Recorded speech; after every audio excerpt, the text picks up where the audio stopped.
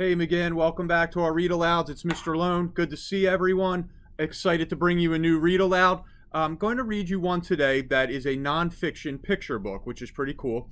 And it's about an animal that a lot of you love because I see these books get checked out of this library left and right. So I'm going to read you a book today called Yoshi's Big Swim, One Turtle's Epic Journey Home. And it's a feel-good story that I hope you enjoy, and away we go. July 1997. In a gentle swell of the Indian Ocean, the fisherman spotted the injured turtle. She had a gash in her shell. The fisherman hoisted her aboard. Had she been hit by a propeller? Bitten by a predator? Would she live? The fisherman named the little turtle Yoshi after the smallest member of their crew. Every day, the fishermen cared for Yoshi. They made a saltwater pool for her. They fed her seaweed and mollusks and herring. Yoshi stared up at the fishermen with her deep, dark eyes, and she crept into their hearts. When the fishing vessel arrived in Cape Town, South Africa, the captain called to Ocean's aquarium. The aquarium staff examined Yoshi. They had worked with other animals, but had never rehabilitated a turtle before. Could they care for this little loggerhead? Yoshi flapped her flippers. She swallowed a sardine. She peered up at the workers with her deep, dark eyes, and she crept into their hearts.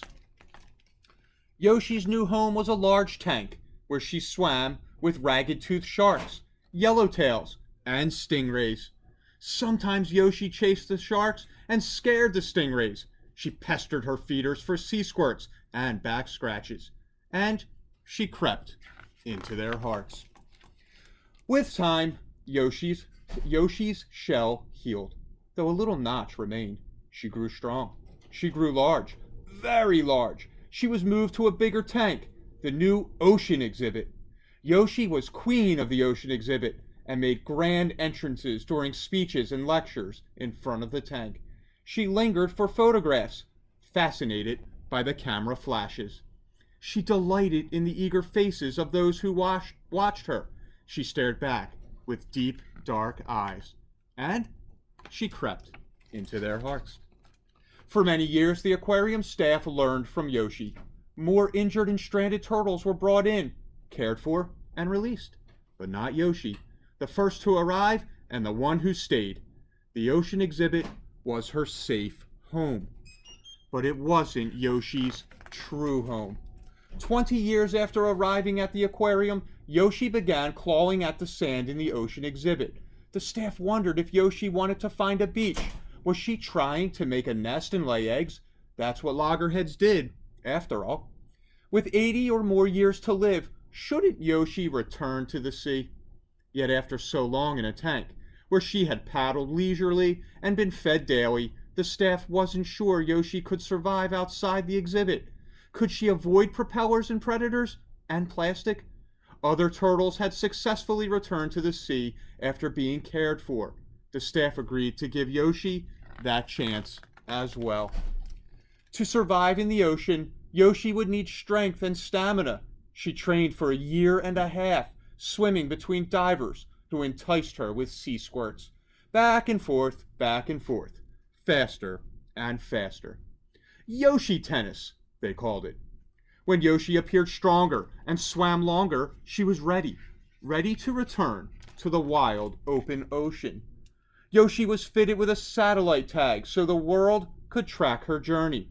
One by one, the staff bid farewell to their turtle, the queen that loved back scratches and sea squirts and photographs, the one that had crept into their hearts.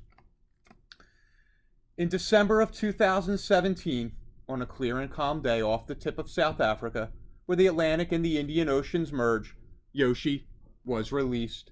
Flapping her powerful flippers, she swam off swiftly into the warm water. She headed up the west coast of Africa, past Namibia, and into the waters of Angola. The world watched. And then, Yoshi turned around. The world wondered, where is Yoshi going? Yoshi swam back down the coast, around the Cape of Good Hope, and then She ventured out across the vast, unprotected Indian Ocean. The world asked, will Yoshi be safe? Yoshi swam and swam. There were propellers. Yoshi dove deeper. There were sharks. Yoshi swam faster. There was plastic. Yoshi preferred sea squirts. Yoshi swam more than 22,000 miles. She swam for more than 2 years, the longest and farthest journey of any bird, fish, or mammal ever tracked. In warm and gentle waters, Yoshi paddled off Western Australia's Pilbara coast, exploring reefs and ridges, foraging for food, and frolicking with other loggerhead turtles.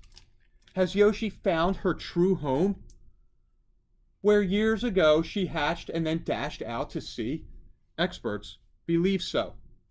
And if she crawls ashore, if she claws the sand to dig a nest, local scientists will know Yoshi by the notch in her shell.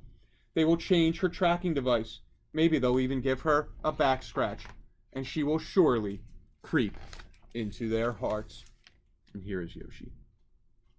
Boys and girls, I hope you enjoyed that story. A wonderful thing about picture books is that they can also be, it's rarer, but they can also be nonfiction. It gives a great little story of hope and success. And so we'll be back with another read aloud tomorrow. Thanks for putting up with a little bit of the glare. The sun kind of shifted on me right after we started, but I'm glad I got to spend more time with you. Have a good night, McGinn. See you soon.